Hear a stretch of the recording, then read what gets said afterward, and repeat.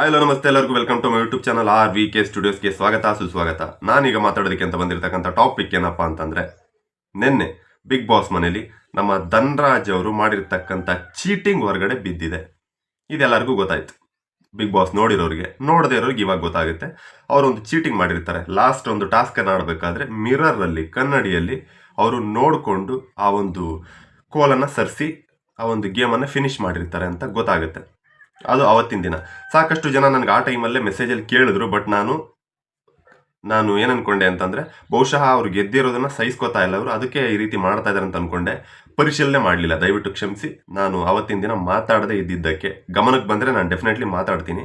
ನನ್ನ ಗಮನಕ್ಕೆ ಅವತ್ತು ಬರಲಿಲ್ಲ, ಟು ಬಿ ಫ್ರ್ಯಾಂಕ್. ಅದಾದ ನಂತರ ಹನುಮಂತ ಅವರ ತಪ್ಪು ಈ ಒಂದು ಸ್ಕ್ಯಾಮಲ್ಲಿದೆನಾ, ಈ ಒಂದು ಚೀಟಿಂಗ್ನಲ್ಲಿ ಹನುಮಂತ ಅವರ ಇನ್ವಾಲ್ವ್ಮೆಂಟ್ ಇದೆನಾ ನೋಡೋಣ. ಅದನ್ನು ಕೂಡ ಹನುಮಂತ ಅವರ ತಪ್ಪಿದೆನಾ, ಧನ್ರಾಜ್ ಅವರ ತಪ್ಪಿದೆನಾ, ಅಥವಾ ಬಿಗ್ ಬಾಸ್ ಅವರ ತಪ್ಪಿದೆನಾ, ಈ ಮೂರು ವಿಷಯಗಳಲ್ಲಿ ಕ್ಲಾರಿಟಿ ಕೊಡೋದಕ್ಕೆ ಅಂತ ನಾನು ಬಂದಿದ್ದೀನಿ.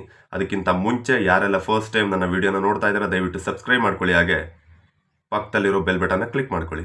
ಯಾಕಂತಂದರೆ ನಾನು ನೆಕ್ಸ್ಟ್ ವಿಡಿಯೋ ಅಪ್ಲೋಡ್ ಮಾಡಿದಾಗ ನಿಮಗೆ ನೋಟಿಫಿಕೇಶನ್ ಬರುತ್ತೆ. ಅದಕ್ಕೋಸ್ಕರ ಬನ್ನಿ ಹಾಗಾದರೆ ತಡ ಮಾಡೋದಕ್ಕೆ ವಿಡಿಯೋನ ಶುರು ಮಾಡೋಣ. ಧನ್ರಾಜ್ ಅವರು ಈಗ ಈ ವಾರದಲ್ಲಿ ಒಂದು ಮಿಡ್ ನೈಟ್ ಎಲಿಮಿನೇಷನ್ ಅಂತ ಇಡ್ತಾರೆ ಈಗ ಬಿಗ್ ಬಾಸ್ ಅವರು.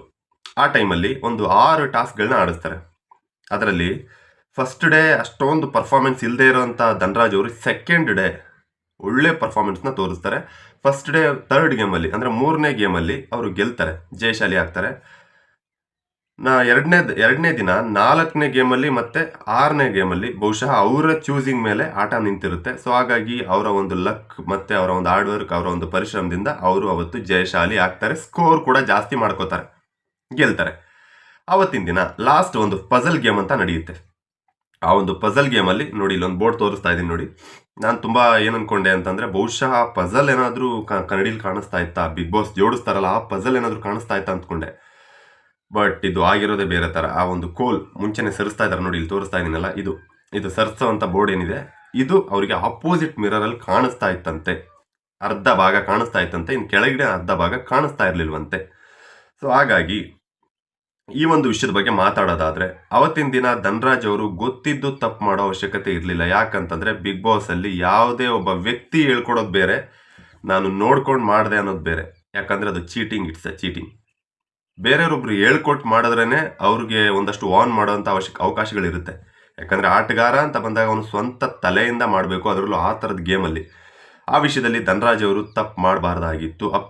ತಪ್ಪು ಮಾಡಿದ್ದೇ ಆದರೆ ಗೆಲ್ಲೋ ಒಂದು ಪ್ರಯತ್ನದಲ್ಲಿ ಯಾರು ಕೂಡ ಒಂದಷ್ಟು ಏನೇನು ಸಿಗುತ್ತೆ ಆ ರಿಸೋರ್ಸ್ನ ಕಲೆಕ್ಟ್ ಮಾಡ್ಕೊಳ್ಳೋದನ್ನ ನೋಡ್ತಾರೆ. ಬಟ್ ಅವತ್ತಿನ ದಿನ ಅವ್ರು ತಪ್ಪು ಮಾಡಿದ್ದೇ ಆದರೆ ಮಂಜಣ್ಣ ಅವ್ರು ಕೇಳಿದಾಗ ನೋ ಅಂದ್ಬಿಡ್ಬೋದಿತ್ತು. ಇಟ್ಸ್ ಓಕೆ, ಪಾಪ ಅವರು ಜೆನ್ಯೂನ್ ಆಗಿದ್ದಾರೆ. ಆ ಒಂದು ವಿಷಯಕ್ಕೆ ನಾನು ಒಪ್ಕೋಬೇಕು. ಯಾಕಂತಂದರೆ ಆ ವ್ಯಕ್ತಿಯ ಒಂದು ಪ್ರಾಮಾಣಿಕತೆಗೆ ನಾನು ಒಪ್ಕೋಬೇಕು. ಅವ್ರಿಗೆ ಮೋಸ ಮಾಡೋ ಉದ್ದೇಶನೇ ಇದ್ದಿದ್ದರೆ ಮಂಜಣ್ಣ ಅವರು ಈ ಒಂದು ಗೇಮನ್ನು ಧನ್ರಾಜ್ ಅವರು ಫಿನಿಶ್ ಮಾಡಿ ಹೋಗಿ ಅಲ್ಲಿ ನಿಂತ್ಕೊಂಡಾಗ ಮಂಜಣ್ಣ ಅವ್ರು ಕೇಳಿದಾಗ ನಾನು ನೋಡಿಲ್ಲ ಅಂತ ಒಂದು ಮಾತು ಹೇಳಿದರೆ ಮುಗ್ದೋಗಿರ್ತಿತ್ತಲ್ಲ. ಬಿಗ್ ಬಾಸ್ ಅವರು ಧನ್ರಾಜ್ ಅವರ ಕಣ್ಣಲ್ಲಿ ಬಂದ್ಬಿಟ್ಟು ಏನು ಝೂಮ್ ಮಾಡಿಬಿಟ್ಟು ಲೆನ್ಸ್ ಹಾಕ್ತಾ ಇದ್ರಾ? ಇಲ್ಲ. ಬಟ್ ಆ ವ್ಯಕ್ತಿ ಒಂದು ಪ್ರಾಮಾಣಿಕತೆ, ಅವತ್ತಿನ ದಿನಾನೇ ಅವರು ಹೇಳಿದ್ರು, ಹೌದು ನನಗೆ ಅರ್ಧ ಭಾಗ ಕಾಣಿಸ್ತಾ ಇತ್ತು, ಇನ್ನು ಅರ್ಧ ಭಾಗ ಕಾಣಿಸ್ಲಿಲ್ಲ ಅಂತ ನಗ್ತಾ ಹೇಳಿದ್ರು. ನಾನು ಚೀಟ್ ಮಾಡಿದ್ದೀನಿ ಅನ್ನೋ ಉದ್ದೇಶ ನನಗೆ ಕಾಣಿಸ್ಲಿಲ್ಲ. ಬಹುಶಃ ಯಾವುದೇ ಒಬ್ಬ ವ್ಯಕ್ತಿ ಆ ಥರದೊಂದು ಗೇಮ್, ಅದರಲ್ಲೂ ಒಂದು ಕೊನೆ ಗೇಮನ್ನು ಗೆದ್ದಾಗ ಎವ್ರಿಬಡಿ ಹ್ಯಾಪಿಲೇ ಇರ್ತಾರೆ, ಖುಷಿಲೇ ಇರ್ತಾರೆ. ಸೊ ಆ ಒಂದು ಖುಷಿಲಿದ್ದಂಥ ಸಮಯದಲ್ಲಿ ಮಂಜಣ್ಣ ಅವರು ಈ ಒಂದು ಪ್ರಶ್ನೆನ ಕೇಳಿದ್ದಾರೆ. ಸೊ ಹಾಗಾಗಿ ಅವರು ಆ ರೀತಿ ನಗ್ತಾ ಈ ಒಂದು ಮಾತನ್ನು ಆಡಿದ್ದಾರೆ ಅಂತ ನನಗನ್ನಿಸ್ತು. ನಾನು ಅಬ್ಸರ್ವ್ ಮಾಡಿದಾಗ, ನಾನೊಂದು 2-3 ಟೈಮ್ಸ್ ಅಬ್ಸರ್ವ್ ಮಾಡಿದಾಗ ನನಗನ್ಸಿದ್ದು ಈ ರೀತಿ. ಅದಾದ ನಂತರ ಅದೇ ಟೈಮಲ್ಲಿ ಹನುಮಂತೂರು ಆ ಕಡೆಯಿಂದ ಬರ್ತಾರೆ. ಇದು ಅರ್ಧ ಭಾಗ ಮಾತ್ರ ಎಲ್ರಿಗೂ ಕಾಣಿಸುತ್ತೆ. ತುಂಬ ದೂರದಿಂದ ಕ್ಯಾಮ್ರಾ ಇಟ್ಟು ಅಲ್ಲೊಂದು ಒಂದು ವ್ಯೂ ಏನಾದರೂ ತೋರಿಸಿದ್ರೆ ಬಹುಶಃ ಅವಾಗ ಅರ್ಥ ಆಗಿರೋದು.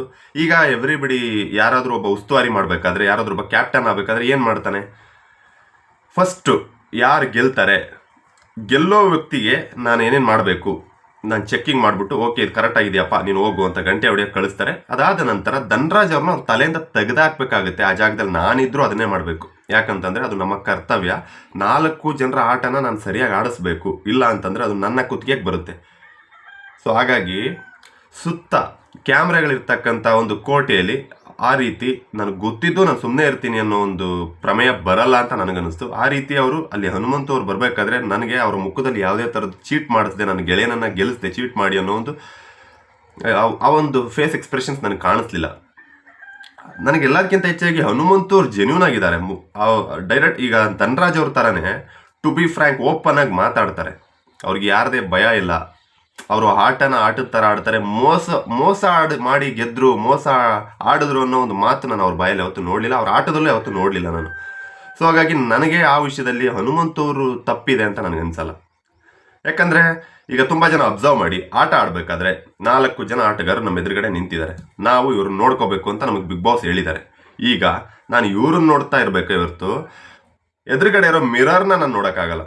ಇವ್ರನ್ನ ನೋಡ್ತಾ ಇರ್ತೀನಿ ಅಷ್ಟೇ. ಇವ್ರು ಏನೇನು ಮಾಡ್ಬೋದು, ಅದರಲ್ಲೂ ಅವರು ರಜತ್ ಅವ್ರಿಗೆಲ್ಲ ಹೇಳ್ತಾರೆ ಬಗ್ಬಿಟ್ಟು ನೋಡ್ಬೇಡಿ. ಹೌದು, ಅವ್ರು ಬಗ್ಬಿಟ್ಟು ನೋಡ್ತಾ ಇರ್ತಾರೆ, ಹಿಂಗೆಲ್ಲ ಮಾಡ್ತಿರ್ತಾರೆ, ಸೊ ಹೇಳ್ತಾರೆ. ಬಟ್ ಧನರಾಜ್ ಅವರು ಸ್ಟಿಲ್ ಹಿಂಗಾಗಿರ್ತಾರೆ, ಫ್ರೀಸ್ ಆಗಿರ್ತಾರೆ. ಅದು ಅವರ ಗಮನಕ್ಕೆ ಬರಲ್ಲ. ಬಹುಶಃ ಅವರು ಹುಡ್ಕೋ ಒಂದು ಬರದಲ್ಲಿ ಆ ರೀತಿ ಫ್ರೀಸ್ ಆಗಿದ್ದಾರೆ ಅಂತ ಅವರು ಹನುಮಂತು ಅವ್ರು ಅನ್ಕೊಂತಾರೆ ಅಂತ ನನ್ನ ಒಂದು ಅಭಿಪ್ರಾಯ ಅಷ್ಟೇ. ಬಹುಶಃ ಅವತ್ತಿನ ದಿನ ಅವರ ಗಮನಕ್ಕೆ ಬಂದಿದ್ರೆ ಡೆಫಿನೆಟ್ಲಿ ಅವರು ಬೆಳಕಿಗೆ ತೊಗೊಂಬರ್ತಾ ಇದ್ರು ಅಂತ ನನ್ನ ಒಂದು ಅನಿಸಿಕೆ. ಯಾಕಂದರೆ ಇಷ್ಟು ದಿನ ಅವರ ಆಟದ ಶೈಲಿಯನ್ನು ನೋಡಿರೋದಕ್ಕೆ ನನಗೆ ಈ ರೀತಿ ಅನಿಸ್ತಾ ಇದೆ. ಅದಾದ ನಂತರ ಈಗ ನಾನು ಮೇಯ್ನ್ ಮಿಸ್ಟೇಕ್ ಯಾರಿಂದ ಆಯ್ತಪ್ಪ, ಈಗ ನೀನು ಧನರಾಜಿಂದ ತಪ್ಪಾಗಿದೆ ಅಂತ ಹೇಳ್ತೀಯ.